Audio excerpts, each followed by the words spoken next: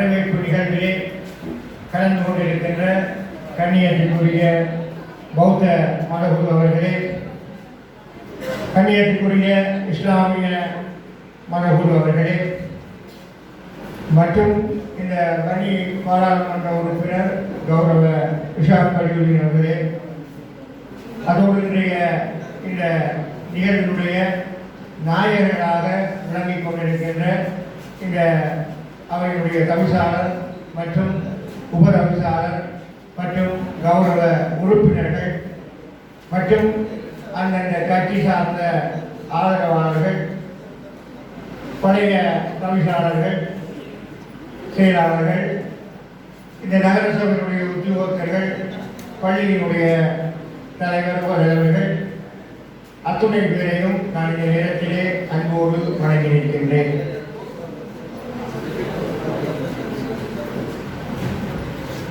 அரசியல் பிழைத்தோர்க்கு அறம் கூற்றாகும் சிலப்பதிகாரம்.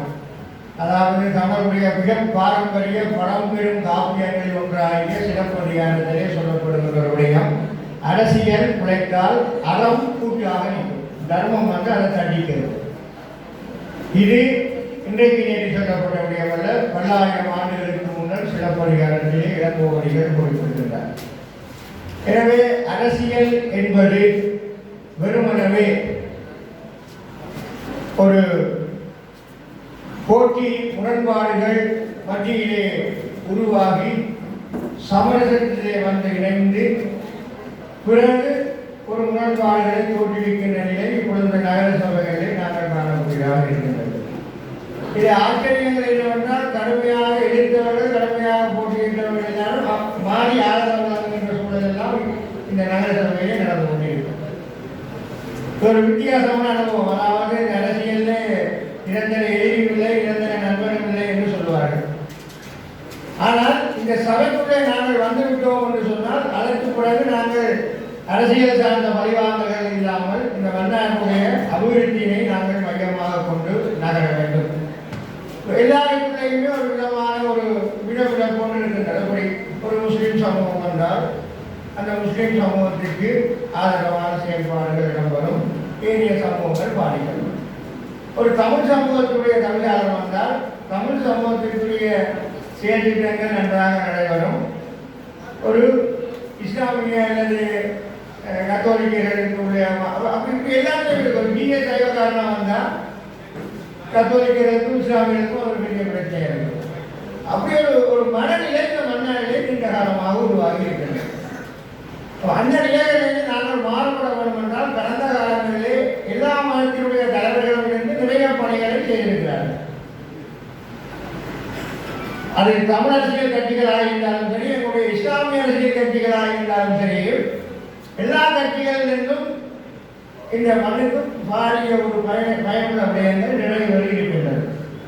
எனவே நாங்கள் இந்த அரசியல் சாயங்களை மட்டும் பூசிக்கொண்டு எங்களுக்குள்ளே மென்மேலும் பகைமுறைகளை வளர்த்துக் கொள்ளாமல் நாங்கள் எல்லோரும் இந்த மன்னார் பிரதேச சபையுடைய கௌரவத்திற்குரிய உறுப்பினர்கள் சபையில கூட்டல் வரும், கருத்து முரண்பாடு வரும், அதெல்லாம் தவிர்க்க முடியாது. அது இல்லைன்னா சபையே இல்லை, அதெல்லாம் வரும். அதையும் தாண்டி என்ன சொல்றாங்க, வேற்றுமைகளுக்குள்ளே ஒரு ஒற்றுமை காண்கின்ற அந்த மனநிலையை நாங்கள் உருவாக்கிக் கொள்ள வேண்டும்.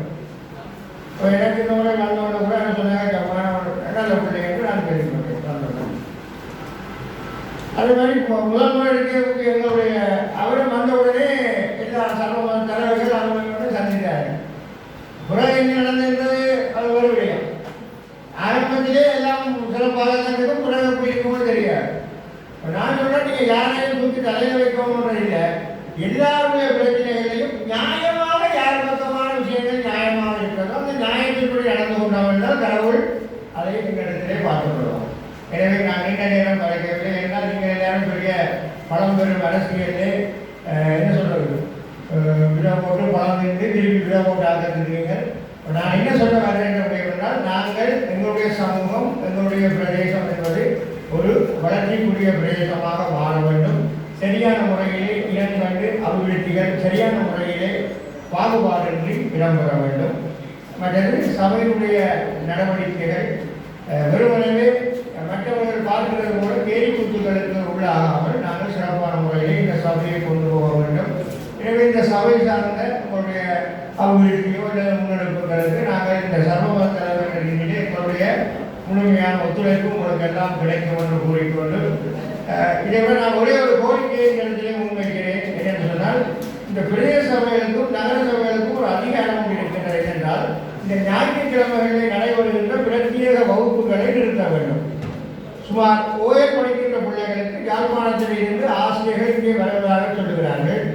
வவுனியாவில் இருந்து ஆசிரியர்கள் வருவதாக சொல்லுகிறார்கள்.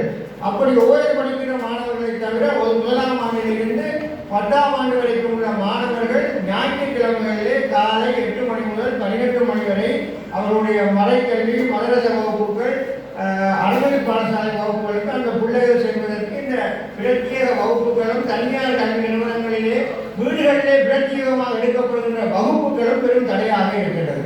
இது பலமுறை நாங்கள் அரசாங்க அலுவலகமும் நகரசபையிடமும் தெரிவித்திருக்கின்றோம். இந்த முறையை நாங்கள் பெரிய சபைக்கு உங்களுடைய கவனத்திற்கு முடுகின்றோம். இதில் நீங்கள் அதிகமான அக்கறை எடுக்க வேண்டும். அது ஏற்கனவே மன்னார் நீதவான் நீதிமன்றத்திலே கூட இது ஒரு தீர்ப்பாக இருக்கின்றது.